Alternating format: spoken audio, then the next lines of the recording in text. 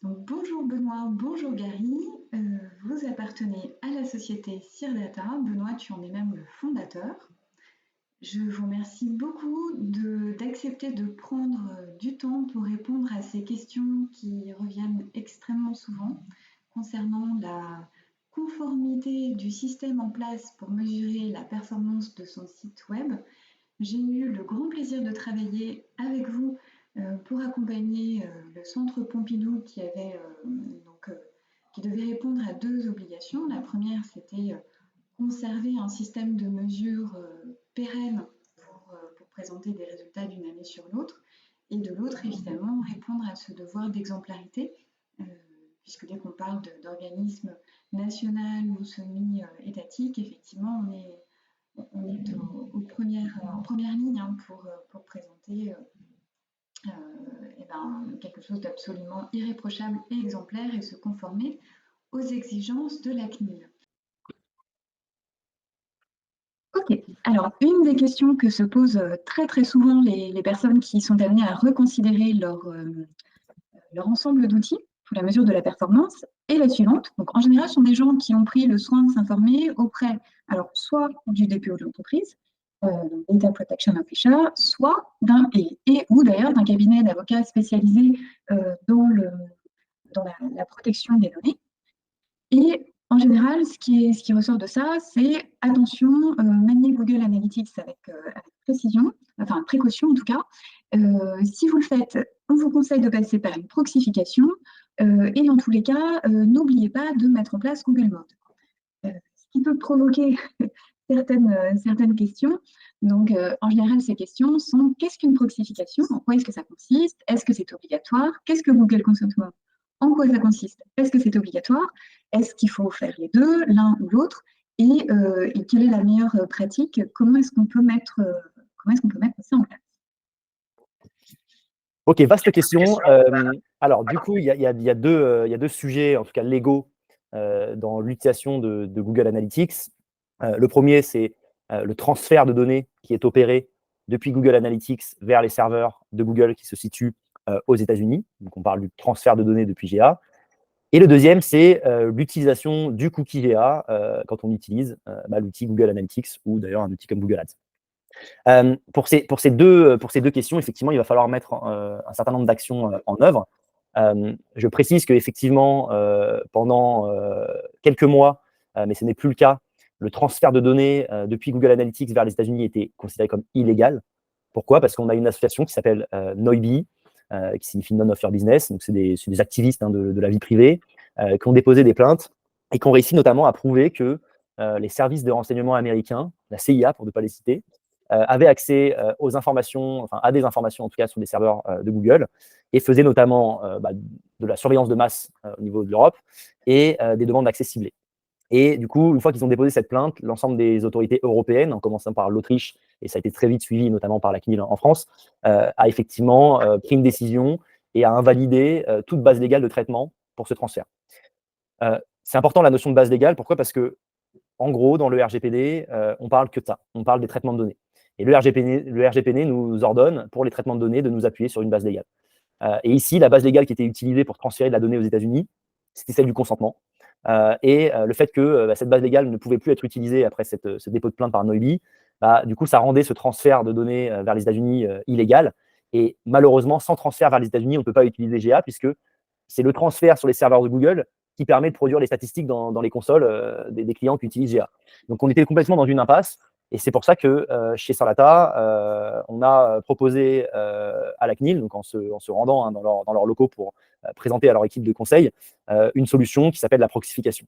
Et la proxification, je vais essayer de l'expliquer assez simplement, ça permet de faire transiter l'appel. Donc en gros, plutôt que l'appel parte avec la request URL Google-Analytics, c'est-à-dire qu'elle soit faite en direct vers les États-Unis sur les serveurs de Google, on modifiait cette request URL par analyticshelper.com et ça signifiait finalement que l'appel, avant d'arriver aux États-Unis, il transitait sur un serveur chez Sarlata, un serveur qui est situé en Europe, hein, je le précise, c'est quand même important.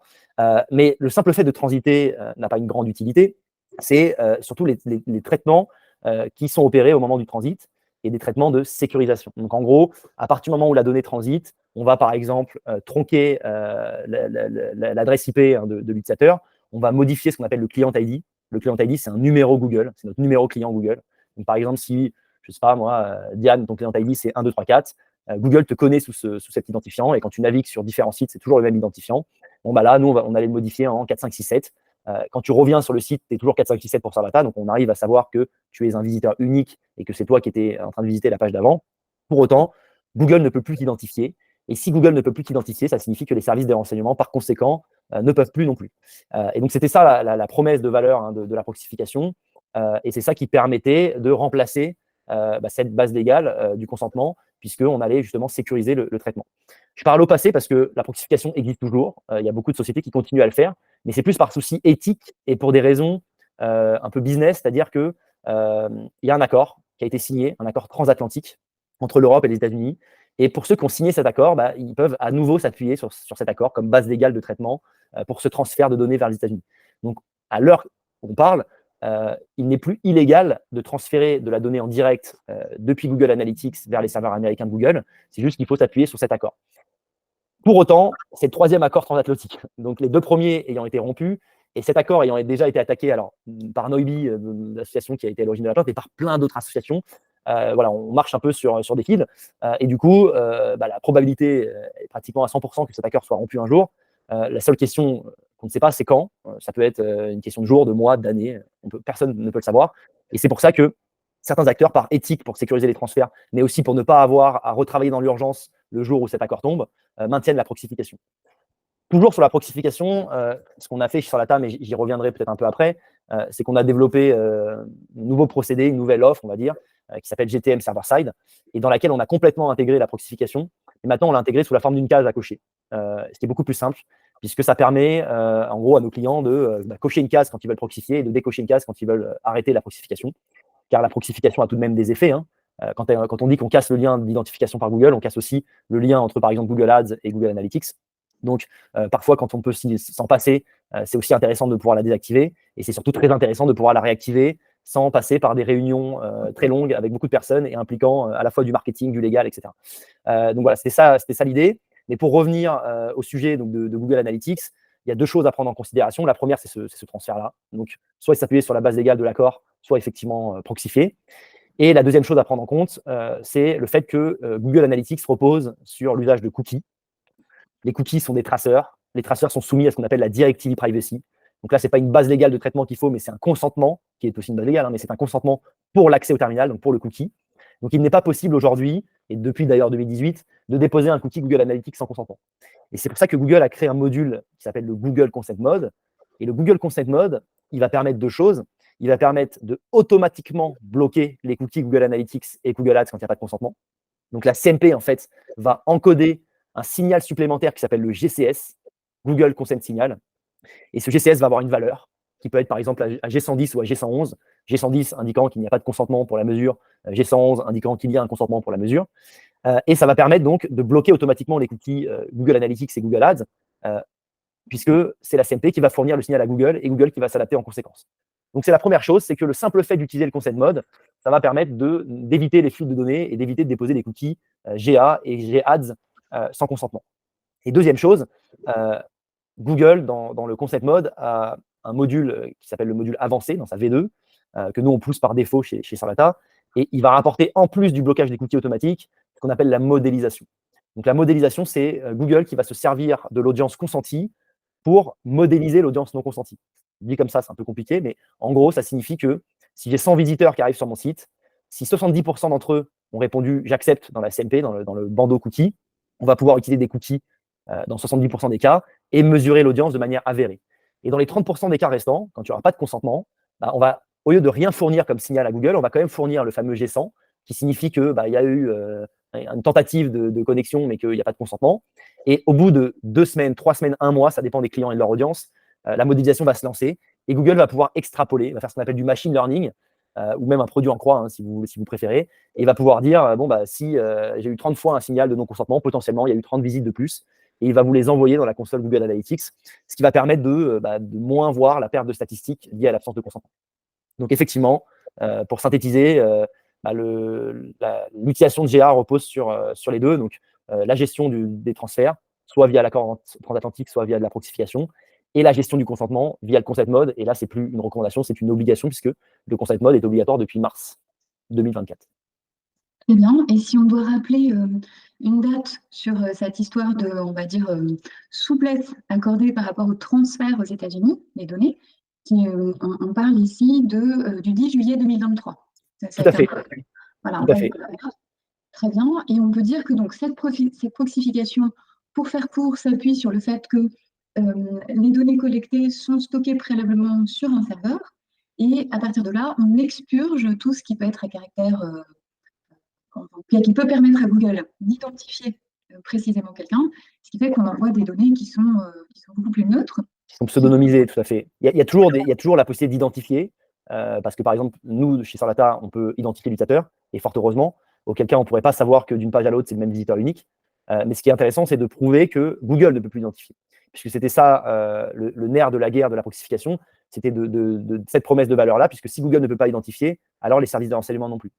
Mais pour autant, il faut bien qu'on garde un outil qui permet de savoir que c'est le même visiteur d'une page à l'autre, auquel cas, il n'y a aucun intérêt à utiliser GA, et dans ce cas-là, il vaut mieux aller vers des outils exemptés. Et donc la réconciliation, dans ce cas-là, elle se fait de votre côté, pour savoir que c'est un utilisateur récurrent. Très logique. Exactement.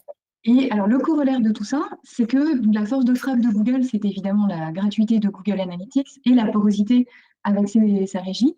Donc qui fait qu'on peut recibler quelqu'un qui a eu tel comportement en ligne, on peut tout de suite lui pousser via la régie Google une publicité ciblée. Et ça, effectivement, la proxification, comme tu l'as rappelé tout à l'heure, on perd, entre guillemets, cette efficacité, mais au profit d'une meilleure conformité ou en tout cas d'une sécurité s'il fallait revenir sur cette décision du 10 juillet.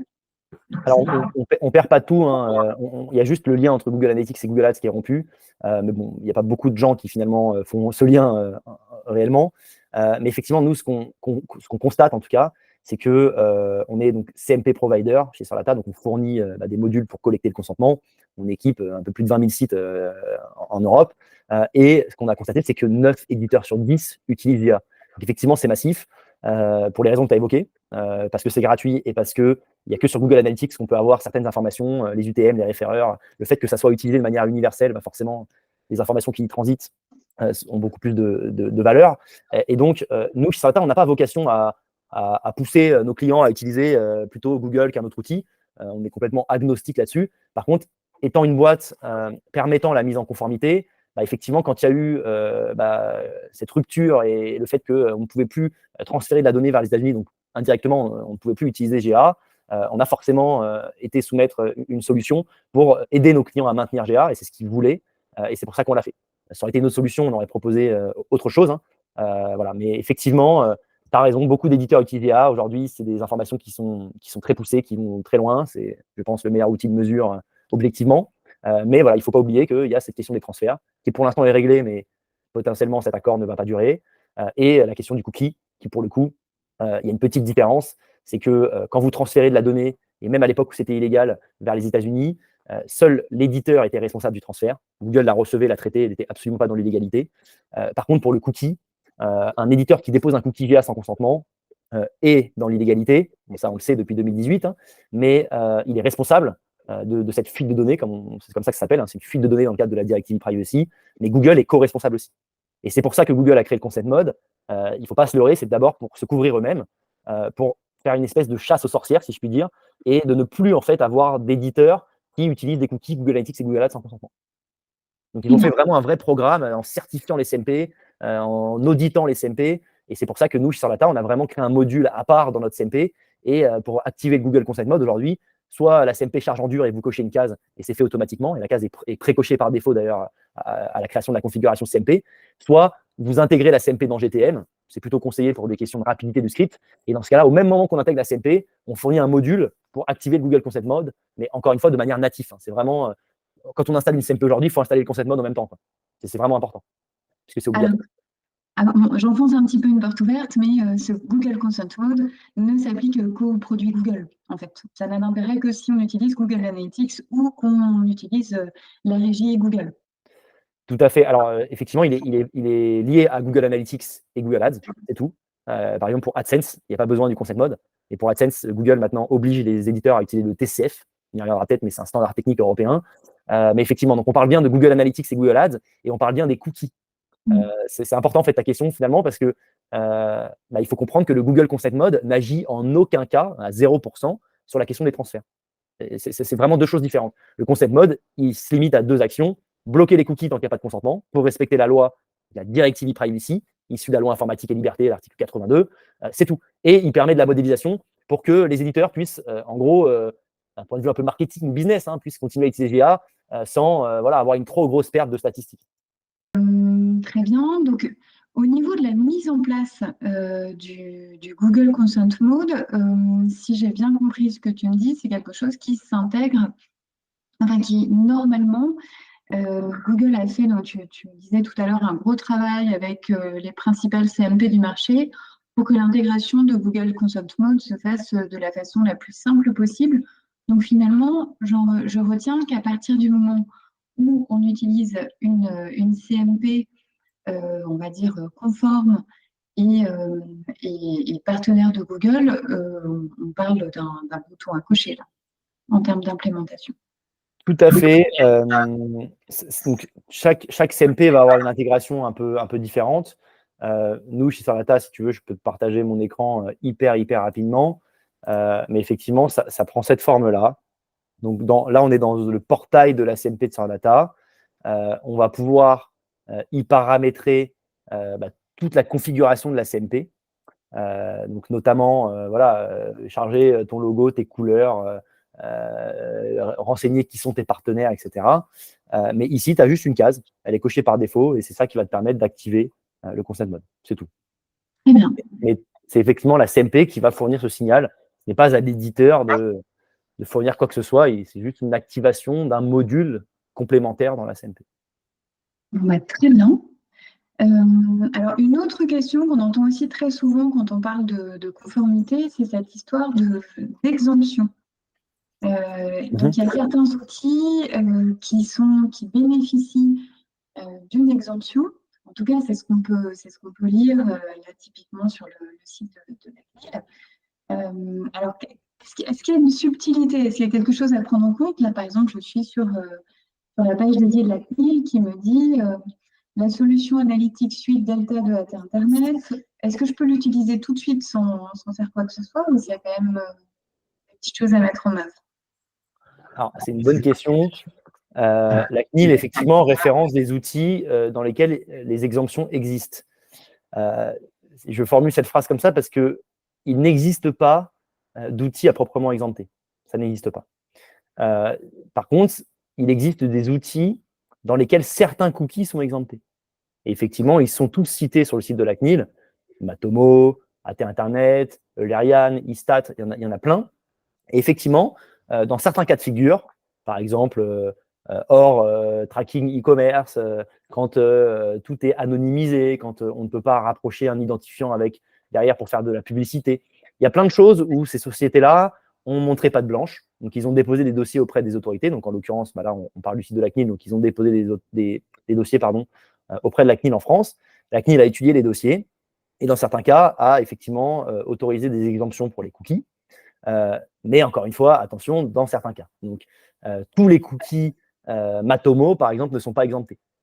Mais certains le sont, ce qui est une excellente nouvelle pour les éditeurs. Maintenant, quand on parle d'exemption, il ne faut pas se tromper, on parle d'exemption pour le cookie. Ça signifie que, dans ce cas-là, si j'utilise cette version-là, je peux me passer du consentement pour déposer le cookie. Il ne faut pas oublier que le consentement pour le cookie, c'est un article dans le RGPD, la fameuse directive e-privacy. Mais le RGPD est beaucoup plus global. Et le RGPD nous dit que quand il y a un traitement de données, il faut une base légale. Donc, ce n'est pas parce que j'ai une exemption pour le cookie que je ne m'appuie pas sur une autre base légale pour les traitements de données. C'est-à-dire que nécessairement, je vais donner un exemple hyper précis. J'utilise un outil qui est exempté. Je peux déposer un cookie sans consentement. Ça, c'est super. Mais nécessairement, ce que je vais faire, c'est que quand je n'ai pas le consentement, je vais juste avoir une version un peu dégradée de la version d'origine parce qu'avec un cookie, potentiellement, j'ai un cookie tiers avec une durée de vie de 13 mois, avec plein de choses qui font que j'ai un service qui va fonctionner vachement bien. Donc, première chose à faire dans tous les cas, c'est optimiser à fond le paramétrage de sa CMP. Peut-être qu'on y reviendra, mais c'est vraiment le premier truc à faire pour avoir le maximum de taux de consentement et pouvoir travailler de la meilleure manière possible avec des cookies. Et quand je n'ai pas de consentement, je vais pouvoir switcher vers des cookies qui sont exemptés. avec des services qui vont aller un peu moins loin. Mais si je donne un exemple précis, s'il y a par exemple, et il y a toujours ce genre de choses, s'il y a par exemple un traitement de l'adresse IP, pourquoi? Parce que l'outil, il faut bien qu'il mesure que c'est la même personne d'une page à l'autre. Il faut bien qu'il traite une information. Ce traitement, si on l'a exécuté sans consentement, ça signifie que sa base légale n'est pas le consentement, puisque sinon il n'aurait pas été exécuté. Et quand la base légale d'un traitement n'est pas le consentement, dans 99,9% des cas, c'est ce qu'on appelle l'intérêt légitime. C'est une autre base légale du RGPD qui est très utilisée dans la tech et qui est retranscrite dans le TCF, dans le standard technique européen. Et quand on propose l'intérêt légitime, c'est très pratique parce que c'est le contraire du consentement. Le consentement, c'est je ne peux rien faire tant qu'on ne m'a pas dit oui. L'intérêt légitime, c'est je peux tout faire tant qu'on ne m'a pas dit non. Mais quand on se base sur l'intérêt légitime, il faut proposer une opposition. Donc, il faut que quelque part dans la CMP, je puisse m'opposer au traitement basé sur l'intérêt légitime.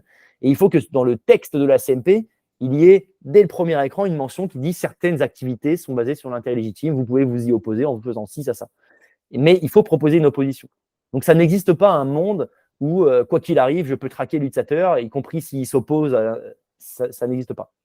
Dans le meilleur des cas, je peux le traquer de façon dégradée s'il ne fait pas de choix ou s'il clique sur une mécanique type continuer sans accepter. Mais s'il clique sur une mécanique type tout refuser, par exemple, là, non, je ni consentement pour les cookies, ni intérêt légitime pour le traitement de données.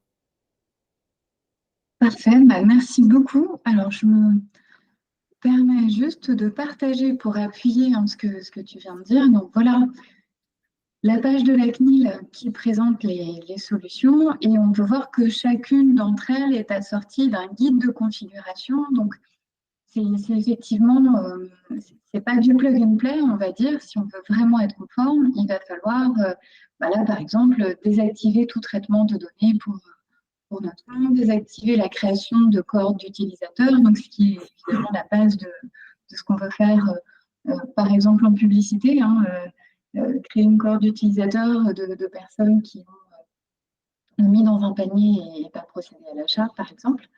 Et la dernière chose qu'on pourrait dire, c'est que le mode exempté permet de suivre, donc comme tu disais, sur la base de l'intérêt légitime, mais il ne pourra clairement pas permettre de suivre les interactions avec une granularité très forte. Donc finalement, on va avoir un compteur de clics, un compteur de pages vues, ce genre de choses. C'est pour ça que Google Analytics ne pourra pas être exempté parce qu'effectivement, le niveau d'information n'est pas le même. C'est absolument pas un compteur de clics, ça va beaucoup plus loin. Et tu peux réutiliser des audiences analytics directement dans Google Ads. Voilà, ces choses-là font qu'il y a de la performance et que les équipes marketing sont très contentes. Pour autant, il y a un juste milieu à atteindre entre les équipes marketing, ce qu'elles veulent, et le légal, ce qu'il veut. Et c'est pour ça que beaucoup de gens ont investi dans la proxification, puisque vraiment le souhait le plus profond qu'ils avaient, c'était de garder GA, pour ne pas justement basculer sur soit quelque chose qui aurait moins de valeur ou qui donnerait moins d'informations. Mais tout dépend de chaque client. Il y a des clients derrière qui n'ont pas des gros besoins en termes de tracking, et s'ils ont juste les sessions et les visiteurs uniques, ça leur suffit typiquement. Là, dans ce cas-là, effectivement, c'est une très bonne solution. Parfait. Et donc, alors on rappelle juste que, comme tu le disais, la proxification, on se coupe le lien, Google Analytics et Google Ads. Donc, ça nécessite typiquement d'enregistrer tous les événements, toutes les conversions avec un tag Google Ads spécifique. Parce qu'on ne pourra pas s'appuyer sur ce qui était très efficace, à savoir enregistrement des événements dans Google Analytics qui sont directement passés dans Google Ads. Tout est possible. On peut créer une clean room pour après réutiliser des audiences analytiques dans Google Ads avec des identifiants que Google ne peut pas identifier. Ça existe. Là, on est vraiment sur des intégrations assez denses et assez compliquées à mettre en œuvre, mais on le propose chez Sardata. Maintenant, effectivement, de manière générale, il faut juste comprendre que si on peut réutiliser une audience Google Analytics dans Google Ads, si on le permet en proxifiant, c'est que la promesse de valeur est rompue, puisque ça veut dire que Google a fait le lien entre ces deux outils. Donc, s'il y a un lien, il y a une identification. Donc, ça serait le serpent qui se mord la queue. Alors, on va reparler, parce que c'était très intéressant, de cette histoire de qu'est-ce qui fait qu'on va perdre pas mal de trafic. Donc, tu disais le paramétrage de la CMP. Ce que tu disais, c'était que c'était vraiment la première chose à mettre en œuvre. Donc, s'assurer que la CMP est visible, tout simplement, qu'on arrive à recueillir ce fameux consentement sans lequel on ne pourra pas faire grand-chose, en tout cas, on ne pourra pas aller à ce niveau de granularité souhaité. Tu parlais ensuite de la performance du site. Et enfin, tu as évoqué ce qu'on pourrait appeler le contournement, ou en tout cas le fait de limiter l'impact des adblockers. Et ça, c'est quelque chose que propose aussi votre solution. Donc, la CMP, vous proposez une CMP qui répond aux exigences légales et qui maximise, on va dire, la chance d'être vu par l'utilisateur et que l'utilisateur exprime son choix. Et en termes de contournement de tout ce qui peut être mis en place du côté des adblockers, alors là, pour vous appuyer sur une solution serveur-to-serveur que vous utilisez déjà par ailleurs, de toute façon, pour la proxification. Et là, comment ça se passe? Alors, quel va être le principe mis en œuvre et quels résultats vous pouvez déjà partager lorsqu'on utilise cette solution? Alors, effectivement, là, si on est vraiment, on reste sur le sujet purement du tracking, qui est un vaste sujet. Il y a 3 gros facteurs aujourd'hui qui font que les éditeurs de sites perdent des statistiques. Le premier critère, c'est effectivement le RGPD. Et donc, j'entends par RGPD effectivement la mise en conformité, hein, donc le fait de nécessairement devoir collecter le consentement avant de traquer l'utilisateur. Et ça, le key point, c'est le paramétrage de la CMP. Voilà, nous, on partage des articles, hein, sur les bonnes pratiques, comment faire pour charger une bonne CMP, etc. Qu'est-ce qui fait qu'on va chercher du taux de consentement. Mais vraiment, j'insiste sur quelque chose de très important, c'est que très souvent, les éditeurs de sites font la même erreur, c'est qu'ils tirent sur la corde de la conformité pour essayer de maximiser le taux de consentement. Il ne faut pas oublier que quand on charge une CMP, on poursuit toujours 2 objectifs. Un, collecter un consentement valide. Et le consentement dans le RGPD, il y a beaucoup de caractères à respecter, il y a beaucoup de choses à indiquer dans le texte. Et s'il y a des manquements, c'est comme si on ne chargeait rien. Donc là, on a peut-être des taux de consentement dans la console, mais en réalité, aucun consentement n'est valide. Et en cas de contrôle, ça peut être vraiment problématique et dangereux. Et 2, la CMP, c'est le socle d'un site. Malheureusement, maintenant, c'est la première interaction que l'utilisateur a avec un site, c'est avec ce fameux bandeau qui vient collecter son choix. Et il y a énormément de pratiques, que ce soit dans le setup, dans le paramétrage, et même des pratiques par les CMP. Nous, par exemple, on a intégré beaucoup de technologies dans notre CMP, des technos complètement exclusives, qui vont essayer de ne pas afficher la CMP, en tout cas le moins possible, d'utiliser le consentement d'un site sur un autre, de proposer à l'utilisateur d'appliquer ses choix, c'est-à-dire de maintenir les consentements qu'il a déjà fait avant, mais de redemander uniquement pour certaines sociétés et pas d'autres.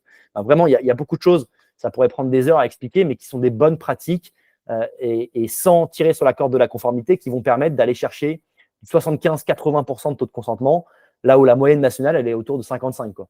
Donc, vraiment, parfois, on a l'impression qu'une CMP un peu jolie, toute petite, c'est bien.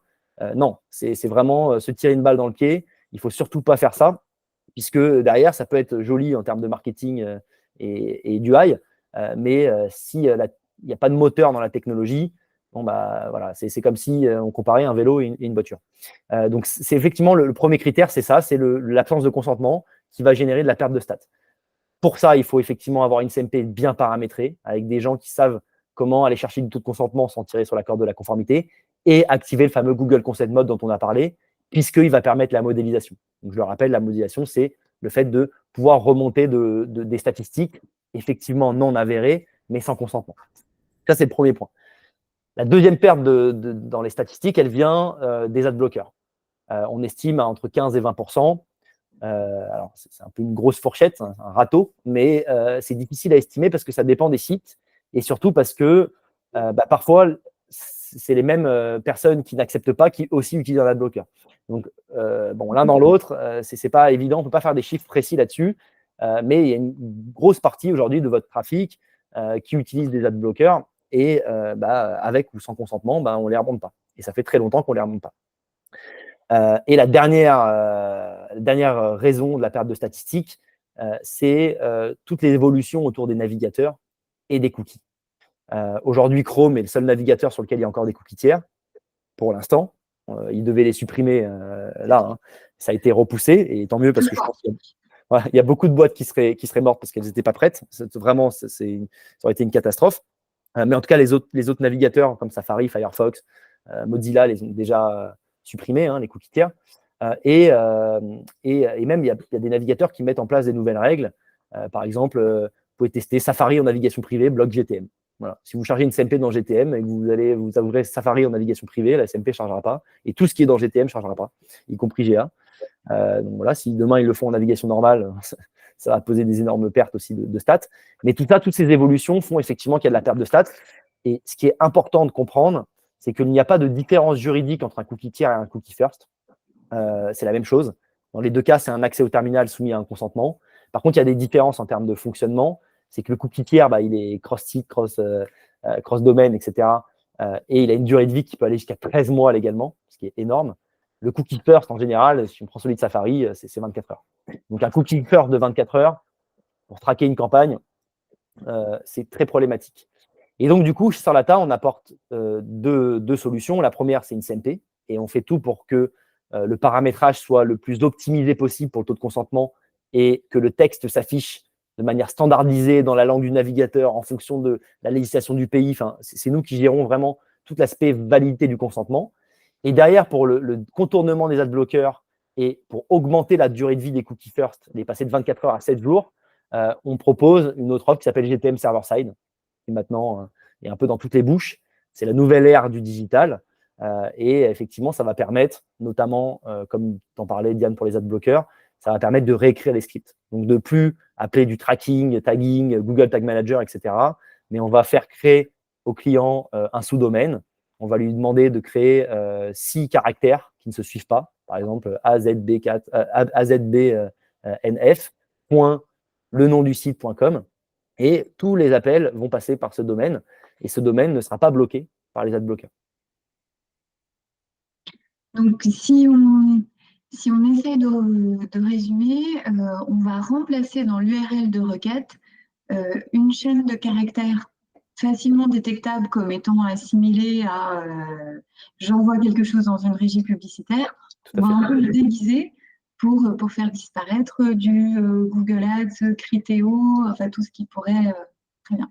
Et ça, c'est dans un serveur d'une instance, enfin dans une instance d'un serveur géré par CIRData, serveur qui se trouve en Europe.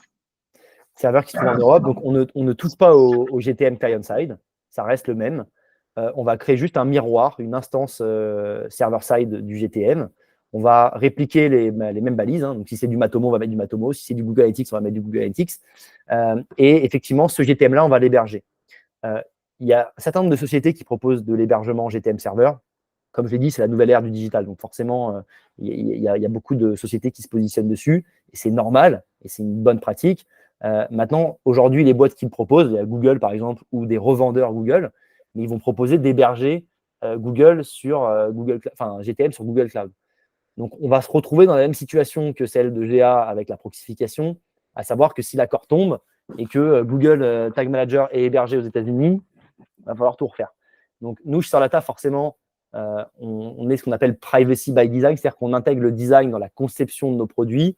Et c'est pour ça que quand on héberge un GTM, on l'héberge sur nos infra physiques, nos serveurs, avec du cloud français et allemand en Europe, uniquement en Europe. Et en plus, on a un certain nombre d'activités comme celle de la CMP où on équipe des dizaines de milliers de sites et une activité de data en programmatique. Et donc, du coup, les économies d'échelle qui sont faites par ces nouveaux acteurs qui proposent du GTM Server, nous, on les fait depuis 2012, de la création de Sarlata. Donc, on arrive à proposer des prix qui sont moins chers en hébergement que ceux qui proposent du Google Cloud.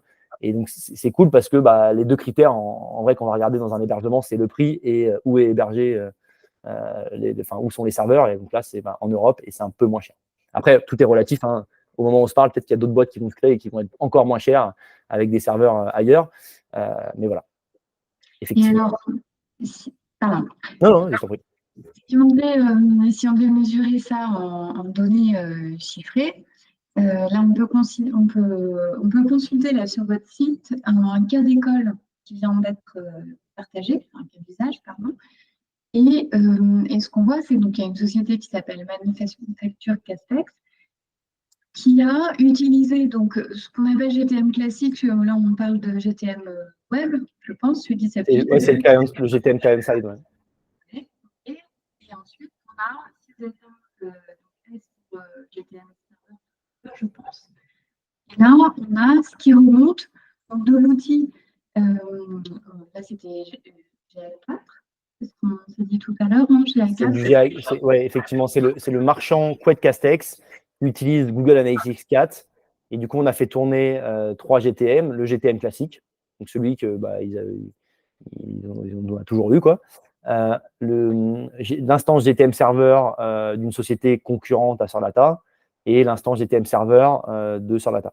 Et on a comparé un certain nombre de choses, les pages vues, l'engagement utilisateur, le nombre de premières visites. Et on a regardé justement les différences. Et tout se joue dans ce qu'on appelle la surcouche technique, qu'on appelle chez nous GTM Helper, ce dont on parlait. On va réécrire les scripts, on va augmenter la durée de vie des cookies first.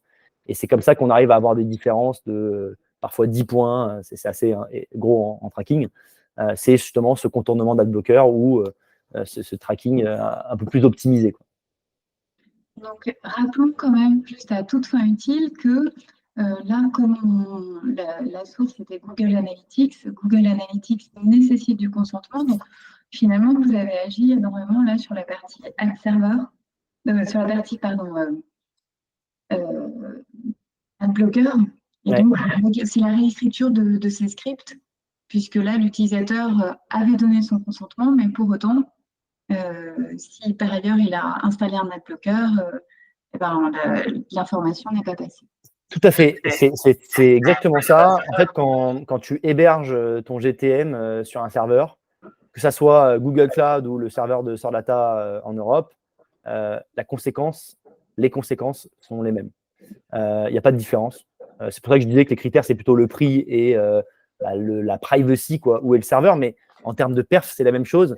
On va constater, en gros, tous la même chose. C'est à peu près plus 30% sur les perfs du site. Là, je parle de vitesse de chargement des scripts. Parce qu'on charge ce qu'on appelle des CDN. En gros, on va toujours charger le serveur le plus proche. Donc, les contenus vont être chargés beaucoup plus vite sur le site.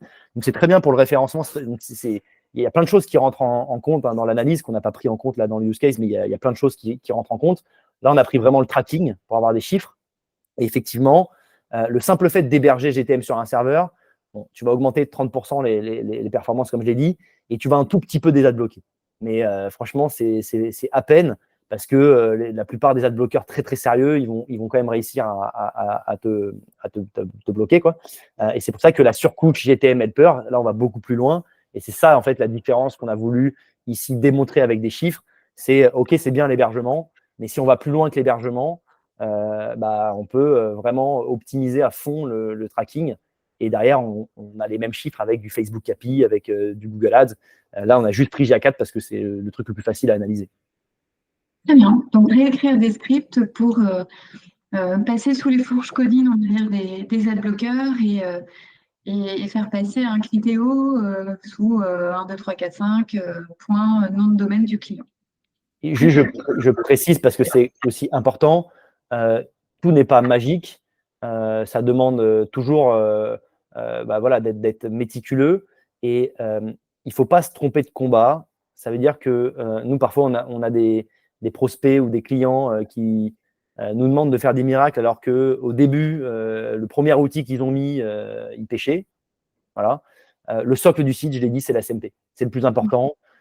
C'est la CMP qui va faire que quand je dis qu'on perd des statistiques à cause du RGPD, à cause du consentement, sur une CMP bien paramétrée, on va perdre 20% de stats. Sur une CMP mal paramétrée, on va perdre 80% ou 50%. Ça dépend. Mais ça peut être énorme la différence. Et donc, du coup, le GTM Server, c'est super, mais c'est toujours mieux quand l'outil de base, il est efficace, parce qu'en réalité, le vrai combat, c'est j'optimise ma CMP pour, comme je l'ai dit tout à l'heure, essayer de, dans 70, 75, 80% des cas, avoir la situation que j'avais avant 2018, c'est-à-dire des cookies déposés avec des durées de vie correctes, où je peux faire toute ma vie d'éditeur tranquillement. Et après, ces outils-là sont vraiment faits pour gérer la conséquence du choix quand il est inexistant ou quand il est négatif, et pour dire, OK, maintenant que j'ai contourné le problème légal tout en étant conforme, comment je peux techniquement m'adapter au choix de l'utilisateur. Et on s'est adapté légalement, c'est-à-dire qu'on a pris en compte son choix, c'est oui, c'est non, et après on va s'adapter techniquement. S'il a dit oui, qu'est-ce que je fais? S'il a dit non, qu'est-ce que je fais? Et c'est ça qui va à la fin faire qu'on a un résultat de tracking qui est à 100%. Et encore, quand je dis 100%, en réalité, c'est plus parce que personne ne traque le trafic ad bloqué. Donc parfois, on arrive à atteindre au-dessus de 100% puisqu'on ne partait pas de 100. Très bien. Très clair. Un grand merci. Donc, ce qu'on peut retenir, c'est la CMP, c'est vraiment la colonne vertébrale, c'est la pierre angulaire. Que cette CMP, pour choisir une CMP sérieuse, il faut aller regarder du côté des CMP qui sont conformes au Consent Transparency Framework. Que si on a l'intention d'utiliser les produits Google, c'est bien d'utiliser une CMP partenaire de Google de façon à pouvoir bénéficier d'une intégration native du Consent Mode qui va se traduire par le paramètre GCS qu'on va voir dans l'IT de collecte. Et puis, effectivement, le dernier point, un point qui est loin d'être neutre, ça concerne, comme tu le disais, le 20% de trafic pour lesquels on peut agir sur des adblockers en réécrivant une partie des URL de requête que l'on peut envoyer sur un serveur détenu, une instance détenue en propre, en tout cas avec un nom de domaine qui est celui du client, avant de le renvoyer vers la régie ou le serveur de l'outil de tracking. Il ne faut pas oublier qu'effectivement, le point des navigateurs et des cookies first party à la place des cookies tiers, voilà, là-dessus, on est vraiment en pleine évolution. Et quand je dis évolution, ce n'est pas positif pour le tracking nécessairement, mais voilà, ça bouge beaucoup. Et c'est pour ça aujourd'hui qu'on parle beaucoup de GTM server, c'est que malheureusement, ça risque d'être très compliqué pour les éditeurs de continuer à traquer sans passer par ce genre de procédé, puisque tous les contextes, que ce soit le RGPD, donc le consentement, l'adblocking et l'ensemble des pratiques des navigateurs et des règles sur les cookies, convergent vers plus de difficultés. Donc voilà, c'est pour ça que il faut boucler la boucle et que collecter un consentement, c'est bien, mais encore faut-il qu'il soit valide. Et ça, c'est vraiment, s'il y a un truc à retenir, c'est ça, c'est que quand on charge une CMP, si c'est pour charger un petit pop-up en bas à gauche où il n'y a pas d'information, on ne définit pas les finalités, où il n'y a pas un lien accessible en un clic sans scroller vers les partenaires, où on ne définit pas le périmètre d'application du choix, on ne dit pas à l'utilisateur comment il fait pour s'opposer, comment il fait pour changer d'avis à tout moment. Tout ça, c'est des notions qui sont parfaitement obligatoires. Il ne faut surtout pas essayer de gommer la moitié du texte pour avoir quelque chose de plus joli. Il faut collecter un consentement valide. C'est vraiment important parce que sinon, ça ne sert à rien de charger une CMP. Mais pour autant, il y a plein de choses qu'on peut faire dans la CMP, même si elle est assez grosse visuellement pour aller chercher du taux de consentement. Et une fois qu'on a bien paramétré et qu'on a cherché le maximum de taux de consentement sans pour autant cacher des informations ou tricher ou déposer des cookies sans consentement, on va aller s'interroger sur l'après, c'est-à-dire aller un peu plus loin pour s'adapter et s'adapter au contexte qui va continuer à évoluer et l'industrie publicitaire et du tracking continuera à exister, c'est juste qu'elle va elle aussi évoluer. Parfait, on a hâte d'en savoir plus. En tout cas, merci pour ta sollicitation, Diane. Merci à toi pour tes explications éclairées et puis bonne continuation du côté de CIRData. Merci beaucoup et bon courage à tous pour les formations. Merci beaucoup. À bientôt.